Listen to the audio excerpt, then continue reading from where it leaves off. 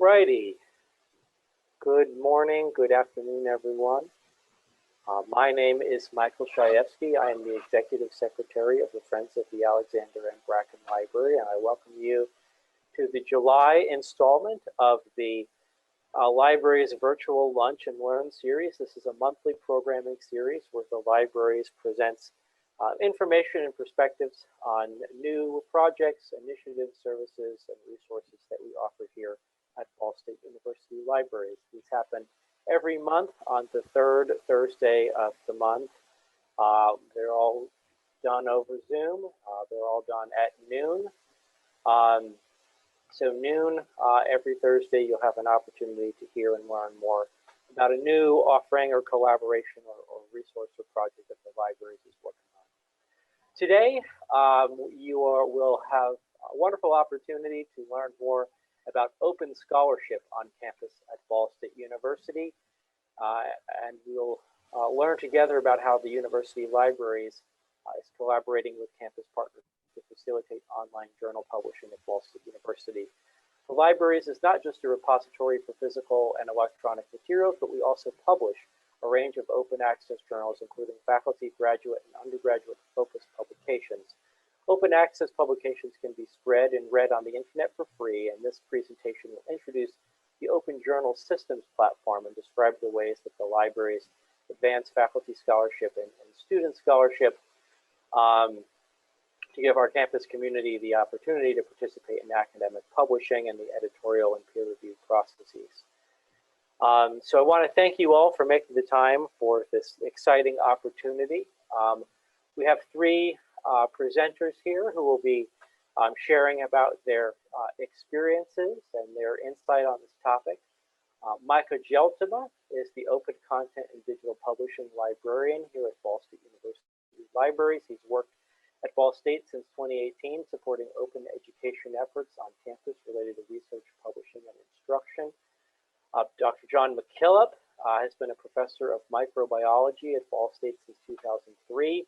He began Find Focus as an immersive learning experience back in 2013 and has grown slowly since then thanks to varied funding opportunities and community partnerships, including the American Society for Microbiology, among others. And we have Ian Edionwe, excuse me.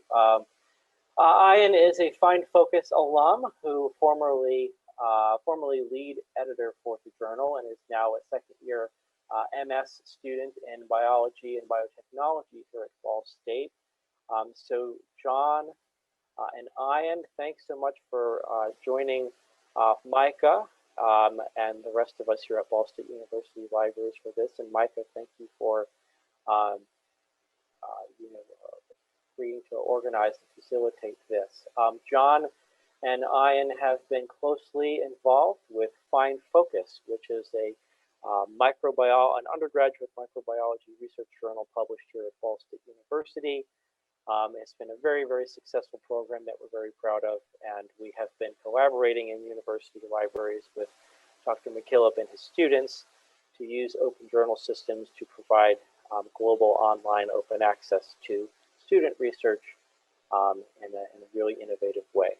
So with that introduction, I will stop sharing my screen and I will turn things over to the group.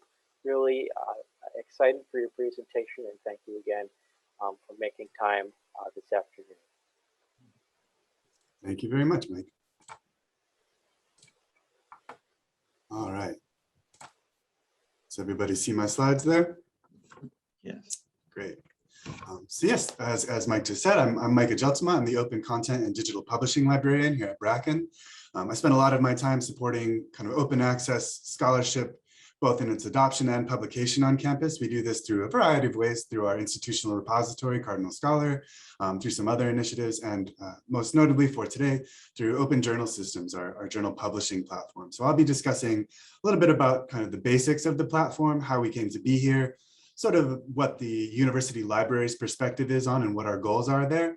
And then I'll be turning it over to Ian and John, who will be speaking a little bit more specifically about how this translates to the faculty experience and the student experience as we grow in publishing on campus and as we kind of gives students and faculty that experience to be really involved in that editorial process.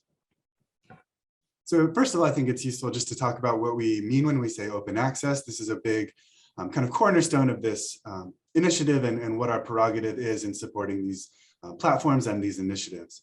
So when we talk about publishing, usually when we think about scholarly publishing, there's a traditional model. This is rather simplified, of course, but generally in the traditional model, articles are research written and peer reviewed by academics, usually done, as part of their jobs or as their kind of commitments to their field as perhaps university employees or researchers at other institutions.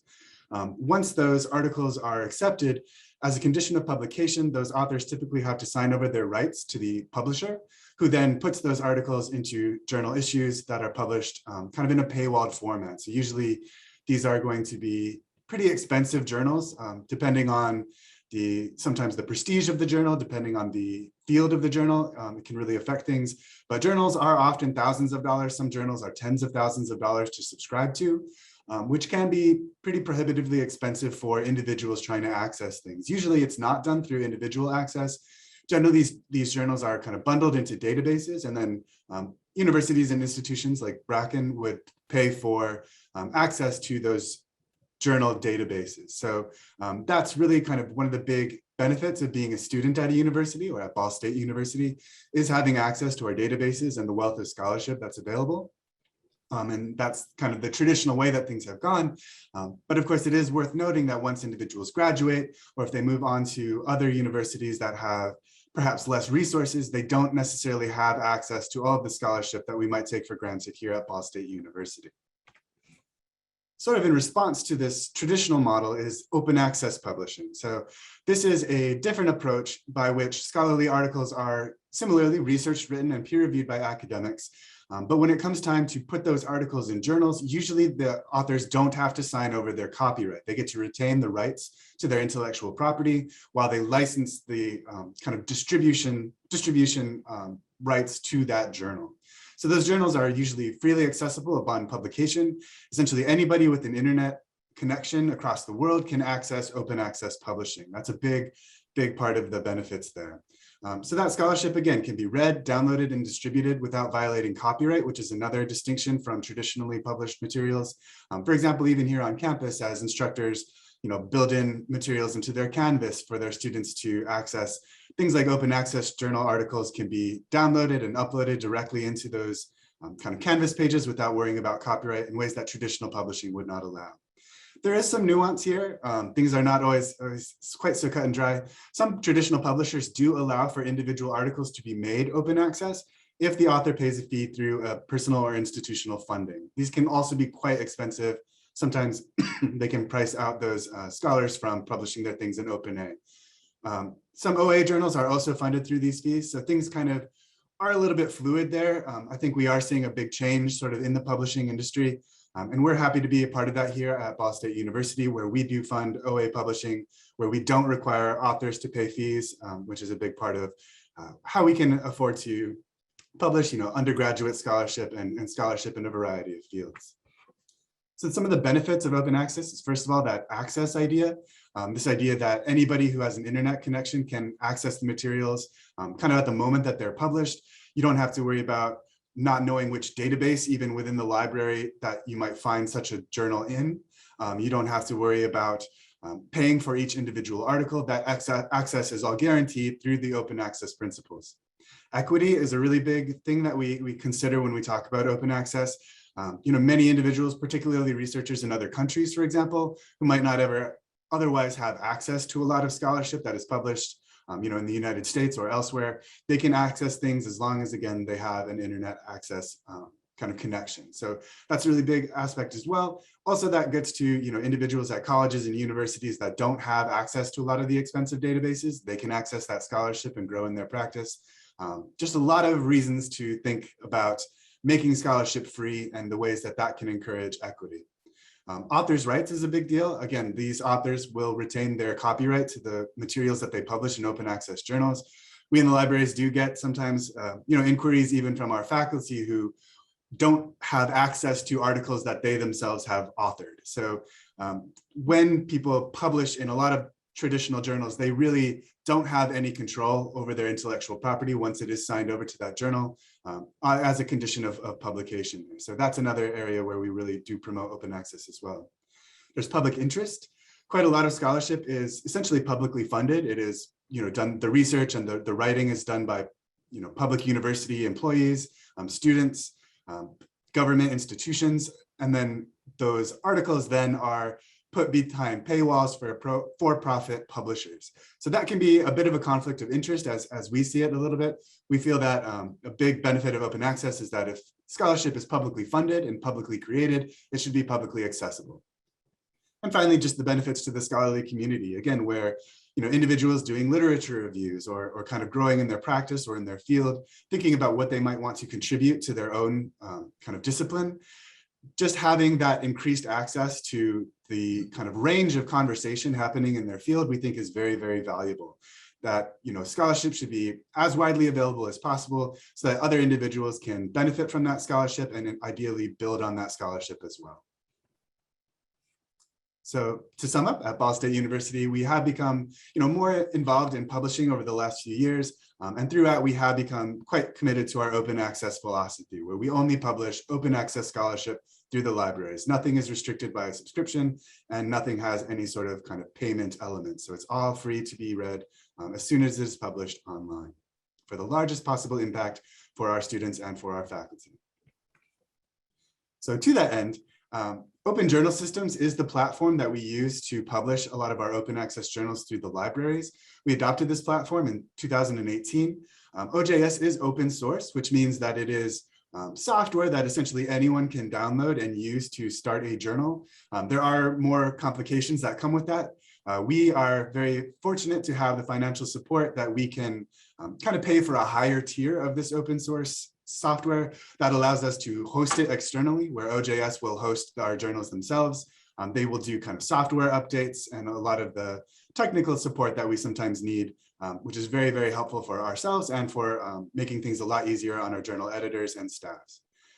So we're very grateful for that support that makes this really happen in a very kind of elevated and more streamlined way. So this is just a very quick example of what open journal systems might look like from the back end. I won't be going too deeply into how the software works necessarily, but we do have our workflow here. You can see that open journal systems is a solution that really allows the publication of the journal from start to end, where you can accept submissions. You can call for submissions through OJS, through the OJS web platform. And then individuals can submit directly to the website where it goes into kind of the submissions pot within any given journal. And at that point, editors and their editorial staff can work with those submissions to decide what is relevant for their journal, what is a good fit for their journal. Open Journal Systems allows them to push that to the peer review stage. So all peer review is done through Open Journal Systems. There's a lot of kind of built-in elements of the software that are very useful in that they can send emails to individuals automatically with predefined text, content, stuff like that. The reviews can be tracked through the system and everything can be pretty centralized in a centralized location. We do find that some of our journals that we've adopted used to do these things through Google Drive or through sometimes at the most troublesome through kind of even email chains. So this is a really, really useful way to have a very central location that our faculty can work with their editorial staffs, and they can also work with the authors all from a central location where everybody can make sure that they're working off of the same files, which can be very troublesome if you aren't all using the same files. Once those kind of materials are pushed through the editorial process, OJS also provides that kind of website, essentially, the web presence online, where we can have these issues published and accessed. So we're very grateful for that. Some of our journals look pretty good. Here's the Find Focus page, which is again, looking increasingly aesthetic. We really like to see that. Another nice thing about the platform as well is that it has a lot of kind of statistics. It tracks a lot of the elements of interaction that individuals have with the content within the journals. So here's an example of Find Focus. These are file downloads over the last year. So you can see kind of the spikes when new issues come out. But we're very grateful to kind of have those metrics. A lot of times it is pretty humbling how many people are downloading a lot of the open access scholarship that we do produce here at Ball State University. So just to introduce some of the journals that we do publish, We began with 4 journals in 2018. We've grown at this point to 9 journals that we publish through Open Journal Systems. We have the Bulletin of the International Association for Robin Hood Studies, which, as you might imagine, is probably our most niche journal. So that's a faculty-led journal that is edited by faculty here at Ball State University. We have the Burkhart Review, which is a graduate level history journal. So this is run by Ball State University history graduate students and generally publishes graduate students as well. A lot of times their publications are results of their conference that they were hosting for several years. We have the Digital Literature Review. That's an undergraduate English journal. That's one of our newer adoptions, and we've been very pleased to see their great success in our platform. And there's Fine Focus, of course, which will have a spotlight today, which is an undergraduate microbiology journal that does publish quite a lot of international scholarship as well. We're really happy to see that, and again, really benefit from being able to publish both traditional journals and student journals as well, in part because we get to have students be involved in the editorial process for a lot of our student journals. So that's really gratifying, and we think it's really useful kind of as a university to really kind of impart that experience and expertise to our students as they prepare themselves to enter perhaps academic fields and submit their own scholarship.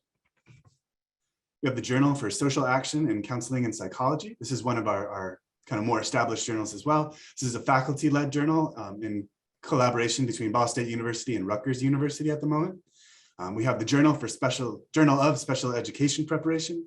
That's one of our newest journals as well that has just started in the last couple of years. And again, that is a faculty publication that is hosted out of our education departments.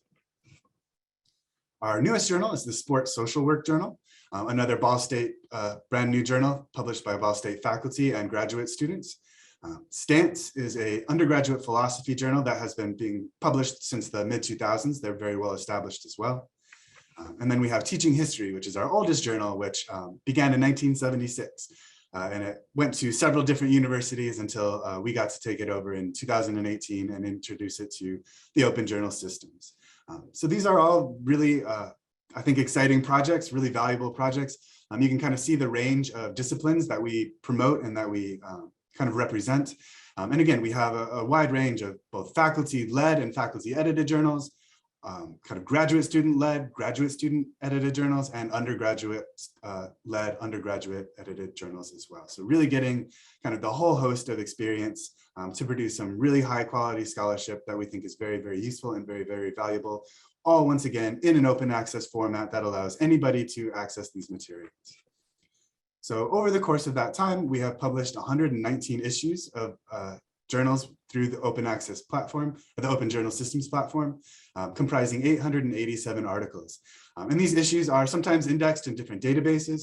They are all indexed in Google Scholar. So anybody searching for, different topics or materials on Google will be led to Open Journal Systems content. Oftentimes that's very nice, where they can kind of just see the immediate PDF result and they get to go right to that PDF article. So on that note, it's really gratifying to see our success here.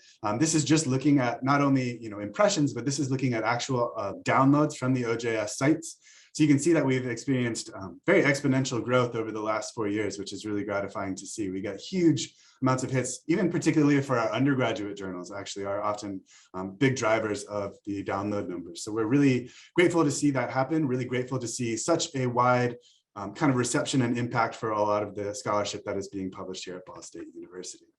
Some recent developments is we've kind of gotten to incorporate DOI linking capabilities. Digital object identifiers are those kind of codes that you see often in citations. This allows different records to be linked to one another. That allows perhaps our scholarship to be located even through other journals, other databases, as they acknowledge what materials they're citing. So if they cite an OJS journal, will be intrinsically linked to that new article, which leads to more traffic. Reference linking is very similar, where we've kind of built in new kind of capabilities into the software that can look for those DOIs in references that people publish, and then connect those items as well. And then we also have recently added ORCID integration. So those are researcher IDs where individuals who publish in our journals, if they want to, can link it to their ORCID, and that will make it easier for them to grow their own scholarly profile online. So this is just a very kind of broad and basic overview of OJS and kind of our interests here at the university. For more specific experience, I'm going to hand it over to Ian and John, who will be speaking more specifically about the Find Focus experience and their experience publishing that journal through Ball State University and Open Journal Systems. Thank you, Micah. In just a moment, I'll let Ian do this first part of the presentation on the Find Focus journal. And before she begins, I just wanted to let everyone know that we started this journal, Find Focus, back in 2013.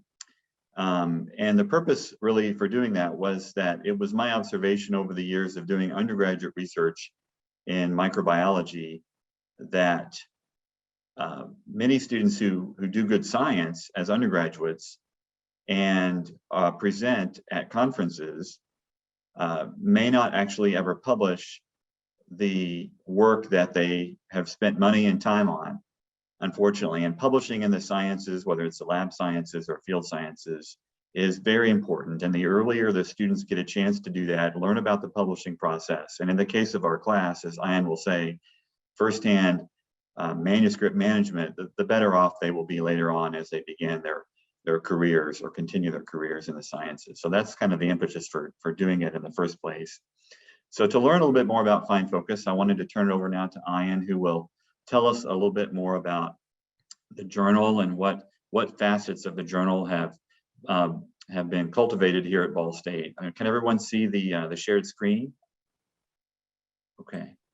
Okay, great. Ian, I'll turn it over to you now, okay?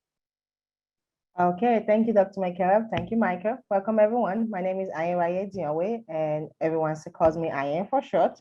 Once again, welcome to this conference. I am a second-year graduate student. I actually got my bachelor's from Ball State. I'll be providing a brief background on what Ball State Find Focus is, how it's run, and how it's operated. Then Dr. Michael will complete the presentation by going into more details on the actual step of publishing using the OJS website. So you may be wondering what Find Focus is. Dr. Michael? Yes. You ready? Okay. Find Focus is an international journal of microbiology that publishes the work of undergraduate students. It's an immersive learning course that has a Find Focus on based product learning. So it's basically hands-on work, even though you're not doing it in a lab.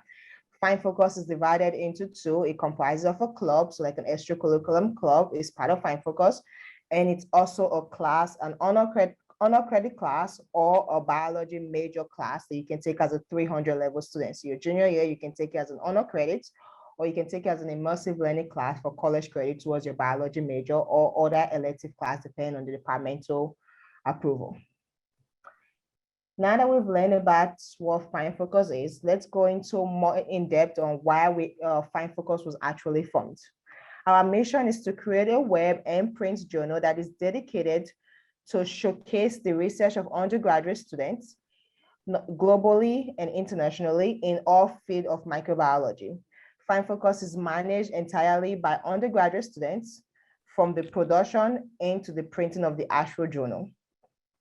Our scope was to publish original research that is run by undergraduates, edited and formed, so the full work is done by undergraduate students in the microbiology departments.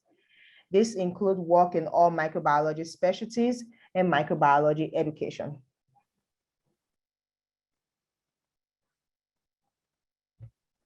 With Find Focus class, we are exposing our students to real life training on what it takes to run an actual journal, which is also known as immersive learning. So now let's discuss what it means to be part of an immersive learning class. An immersive learning brings the best. Immersive learning class brings the best in students, therefore creating an high impact learning experience. Immersive learning brings together discipline. It also encourages students in mentorship by academic members, so faculty members, professors, and also teaches students how to work in a group work setting. So it helps develop collaboration and also helps students develop independent skills. With this immersive learning class, students are given the opportunity to work with charitable organizations.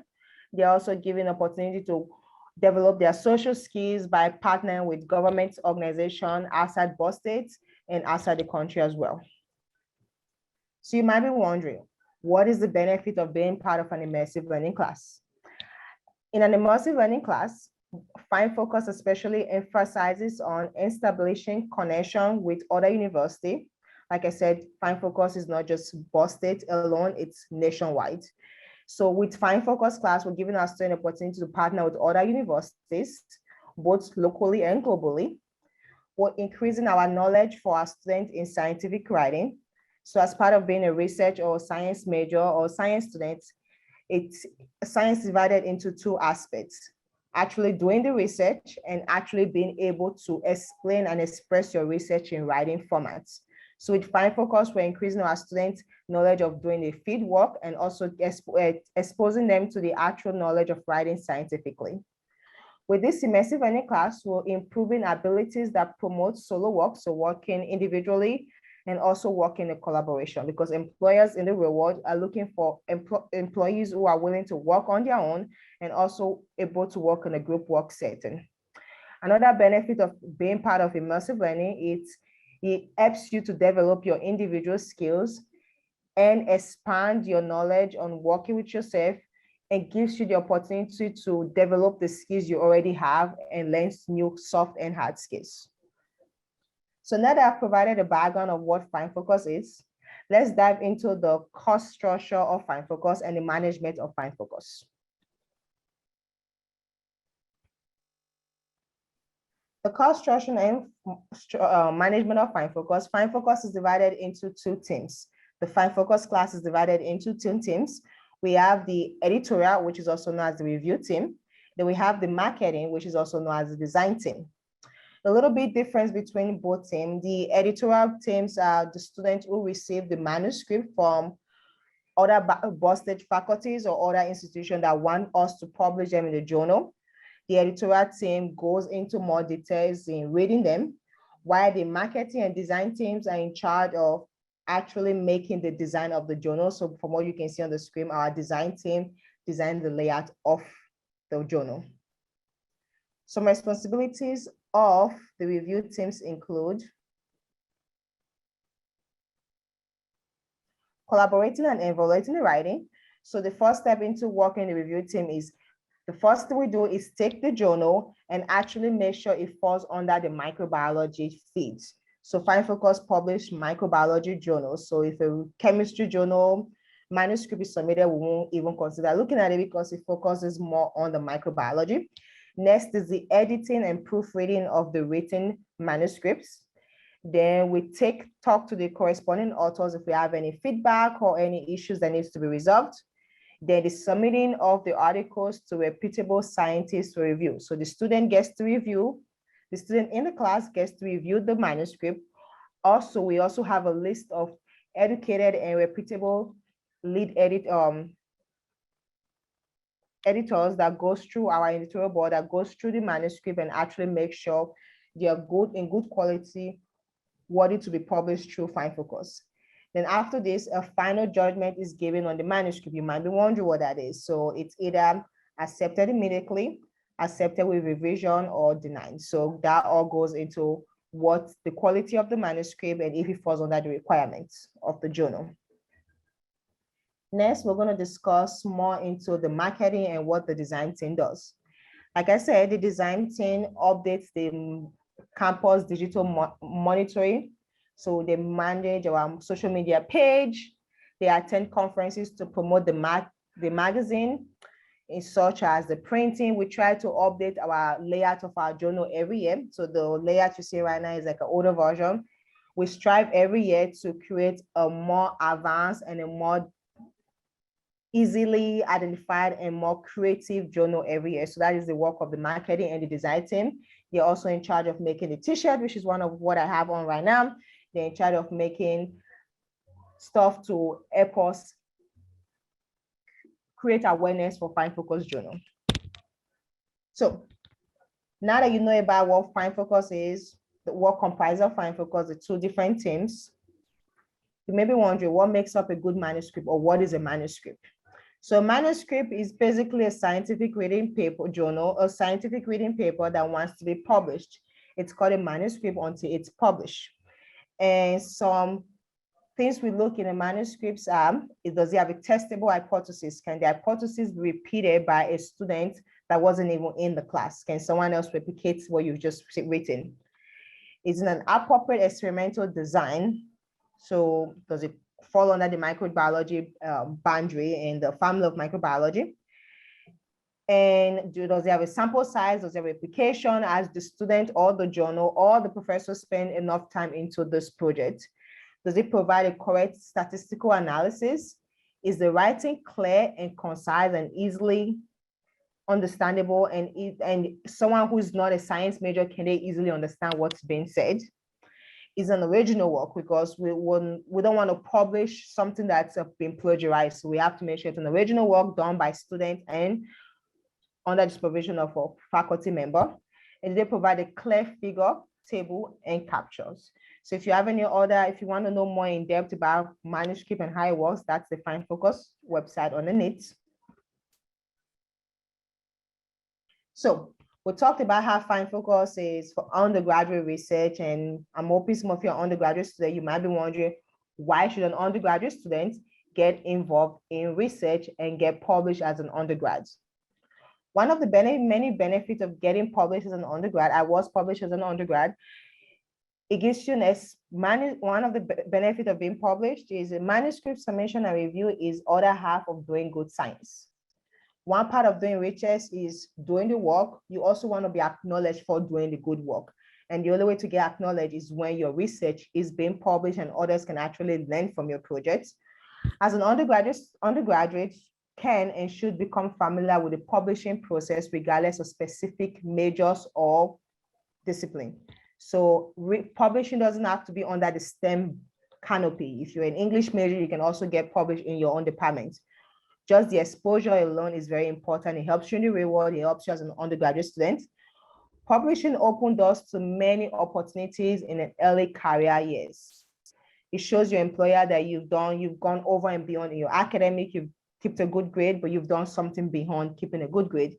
And with FindFocus being open access, it's free to submit, and there's no charges, there's no subscription fund, all thanks to our grants and supporting people who have made this possible. So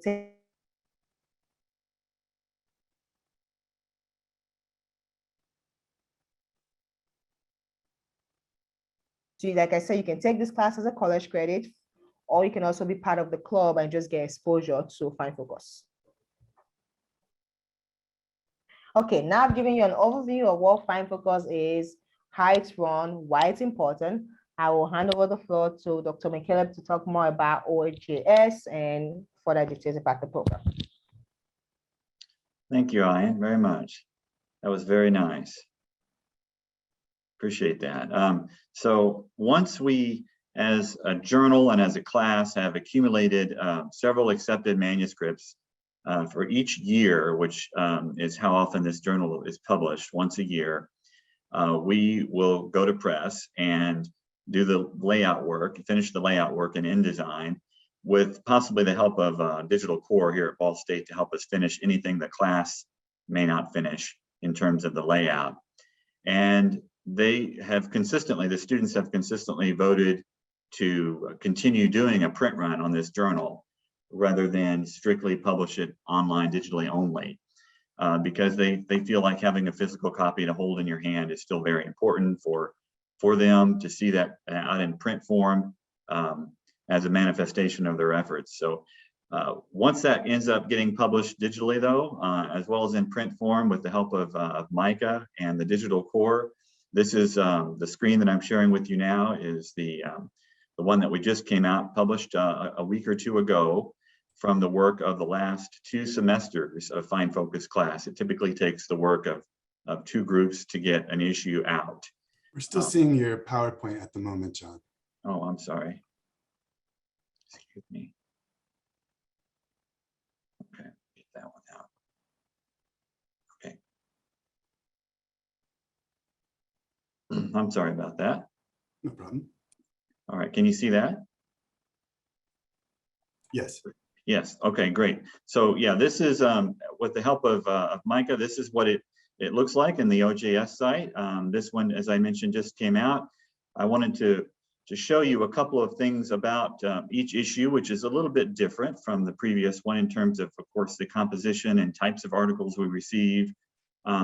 We like to publish at least one article if we can every issue that is from a source or a laboratory outside the US. In this case, it's sequentially our first article here on phage therapy, which is a review article, along with the next one in line, which is about a review article on stress and bacteria. So this is a category of manuscript that we publish in FindFocus as a review. It's basically a current state of the field in this particular topic, along with the traditional review, along with the traditional research articles.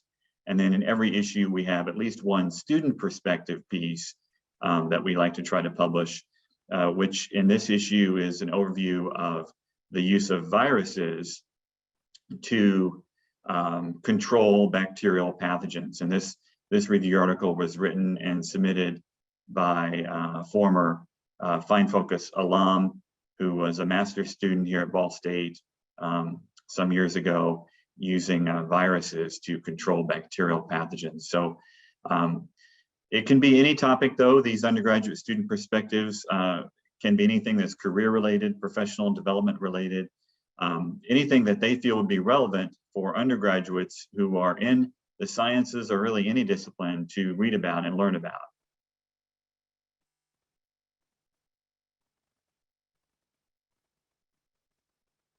I wanted to say a couple of things about our cover design as well that Micah alluded to earlier. This cover design, which is an original watercolor print, was developed by one of our spring 2022 students, and it's repeated on each title page, as you can see on this undergraduate perspective, as almost a wallpaper.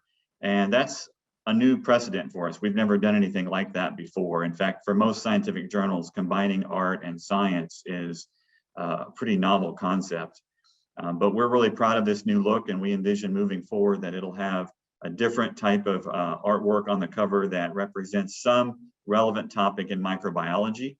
This particular image is a semi-abstract view of yeast, baker's yeast. That's an ideal model system for studying cloned genes in molecular biology, and industrially it's important in the beer and bread industry as a microorganism of interest. And we have a faculty member here at Ball State who works with the molecular biology of yeast, this particular species.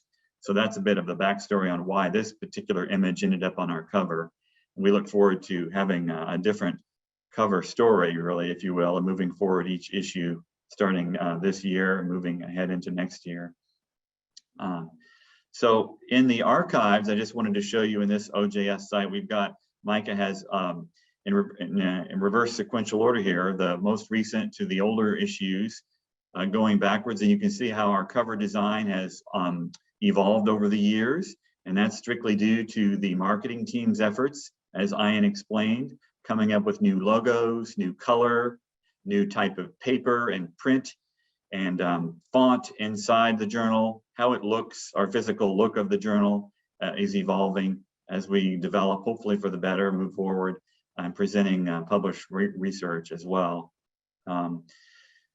We've got one of the important aspects of FindFocus that Ian alluded to was that we are a double-blind scientific journal. So we do a scientific double-blind review. Most journals, I'm not aware of any other journal out there that does anything other than just single-blind review. So we're really proud of the fact that that allows the reviewers from our external editorial board to review manuscripts for FindFocus without knowing who the authors are, because that information is all redacted. And then the authors don't know who the reviewers are. Most journals don't operate like that. They operate on single blind review, where the editorial board members fully know who wrote the article and where it came from. They know the authors, although the authors don't know the reviewers. So I think for the most objective way to do scientific review, it needs to be double blind. So we're really, really proud of that. And I promote that in the way that I manage the class when I instruct the students on how to do peer review and understand the behind the scenes of publishing as much as the front side of the journal. We recently got an email last week from President Mearns, and I invited Ian to help me with this, but he wants us to help present Find Focus to the Board of Trustees at one of the upcoming meetings with the Provost as well alongside. So I wanted Ian to help me do that as well, and she's agreed to do that. So we're really proud that we're on the radar at administration here at Ball State, as much as we appreciate the help from the libraries as well. So thank you all very much for attending today's meeting, and Micah and Michael, thanks for hosting and letting us be a part of this presentation.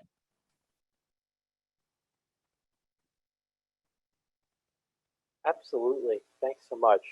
I think the work that is being done here through this collaboration between you and your students and the university libraries is really remarkable. I think it really speaks to our strategic plan and our strategic goals as a university, and I think the outcomes and the takeaways that our students are getting, you know, as Ian has shown, can be really transformative. So I want to thank you three both for, well, the continued excellent work you're doing, as well as taking the time to share with us today. So was there anything else that you all wanted to share? Well, we had a question from Laura, or a comment saying that the name Find Focus is interesting. There's a meaning behind that. Ian, do you know what the Find Focus lens of the microscope is used for? Do you remember? Can you repeat that? Yeah, do you remember what the Find Focus knob on the microscope is used for? Isn't that to like zoom into the slides for easy visualization? Yeah, that's right. So when you're looking at something under the microscope, one of the last steps you take is to use a small knob on the side of the microscope, the Find Focus knob, to bring it finally into crystal clear view, good resolution, to see it under the highest magnification, so you can study it and know about what you're studying more in detail. So for Find Focus class and the club, I like to think that the class allows the students to do that sort of thing in their professional development too, to help fine tune, turn that knob just a little bit more and focus in on what they really want to do and understand better about how to do it by understanding scientific writing and double-blind peer review. So that's the analogy there. Thank you, Laura. Wonderful. Thank you for that tip. Brad Johnson says, excellent presentation. Thanks so much. Are there any questions?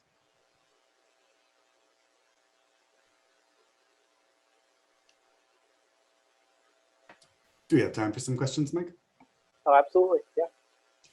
I was curious, Ian, if you could speak a little bit to kind of what the Find Focus experience has done for you as far as kind of demystifying the academic publishing process a little bit. You were an undergraduate student when you were really working with understanding, you know, what peer review is, how it works, maybe how often you have to bother your peer reviewers to get your reviews in on time, things like that. Just curious how that's kind of affected your perspective now that you're a master's student and thinking about your own research and publishing. Thank you, Micah. That's a great question. Originally, I wasn't aware of what Find Focus was because I wasn't very involved as an undergrad. But I met Dr. McCaleb through my microbiology class as a junior, and the mistake I made that I want to advise students not to make is don't wait till your junior year to get involved in research or get involved in Find Focus. If I could turn the back and take at the back of time, I would join Find Focus as a freshman. But with Find Focus, my writing skills has developed so much. Like I was able to get my thesis approved by the end of my first semester as a graduate student. Usually it takes students like the entire first year to get it approved. But with my exposure for reading manuscript as an undergrad and being part of Find Focus class and having the opportunity to read other scientific papers before getting published, I was able to avoid making mistakes when it got to my turn to write my paper for my proposal to get approved in grad school. And I have been able to walk ahead of my peers because of my experience with Find Focus class, with being part of the lead editors as an undergrad in Find Focus, and also getting published in the 2021 journal. For the undergraduate perspective, I have developed as a scientist. I know what to look to when you're typing a manuscript, what to avoid, what not to include. and the right formats to write a good manuscript without even bothering Dr. McKellar about it. I know what to include and what not to include. So if I could advise any undergrad, even if you're not in the STEM major, when I took Fine Focus, we had students from the English department. The class teaches you how to write and not just how to write scientific paper. As an English major, you still have to write papers. It doesn't have to be scientific papers. With Fine Focus immersive learning class, it teaches you how to format papers, like how to write properly, grammatically, how to include figures into your paper. So people think Fine Focus is just for STEM alone. It's for everyone that's on campus, STEM or no STEM. So social work major, English major can learn one or two things from being part of Fine Focus. Thank you. That's a great answer.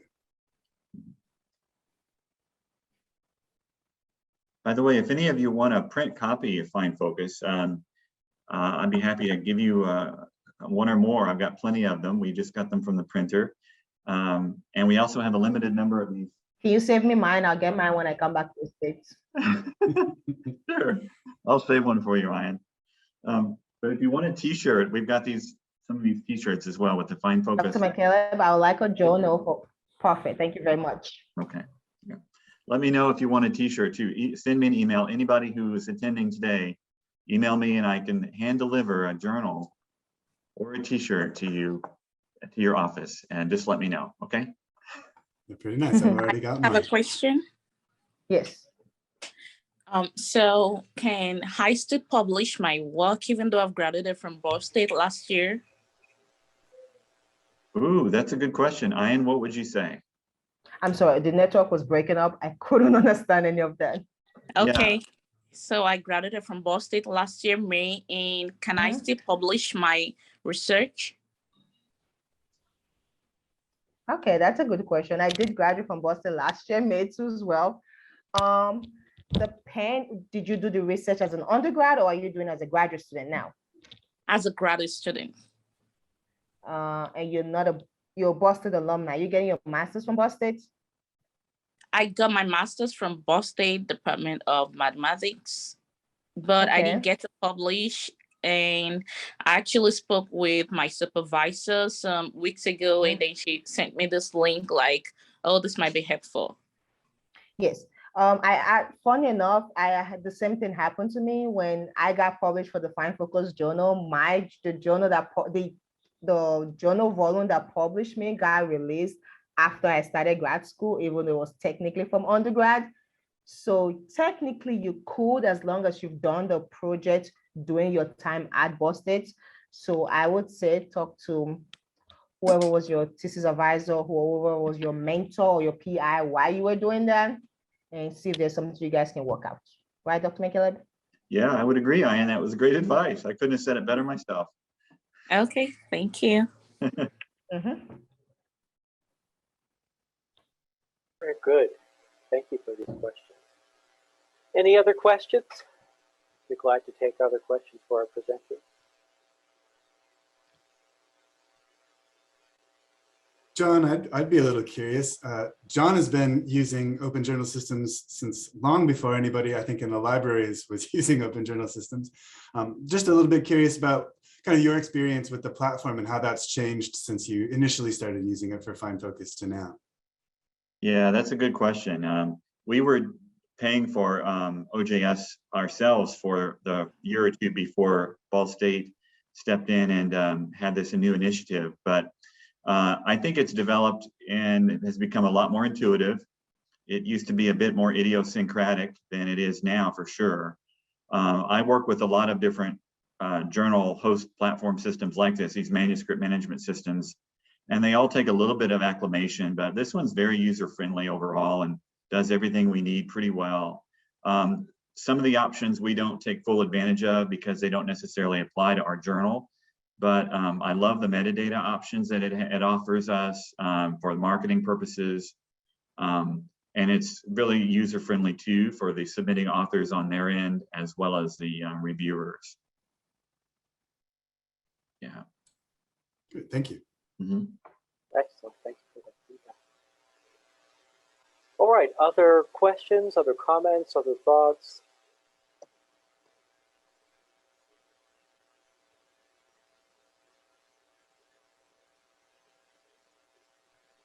Okay. Hearing none, first of all, thank you to all of our attendees for making time this afternoon to learn about this wonderful collaboration. If you have any further questions or you would like to learn more, feel free to reach out and we would be glad to provide you with more information. Secondly, Ian, John, Micah, thank you so much for taking time to share this wonderful information. This was an incredibly informative presentation. I'm really proud of the collaboration that we have here.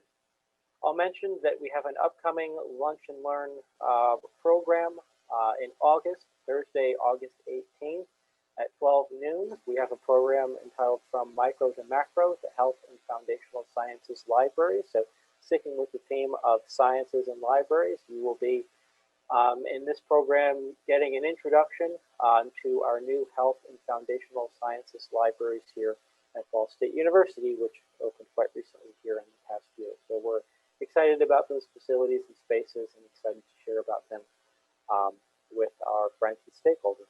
You can find more information about that on our library website where there is a registration link. So again, thank you so much, everyone. This was a wonderful presentation and conversation. I appreciate the great work. And I hope you all have a good rest of your day. Thank you. Thank you. Thank you very much. Thank everybody. you. Thank you. Thank you, Ian.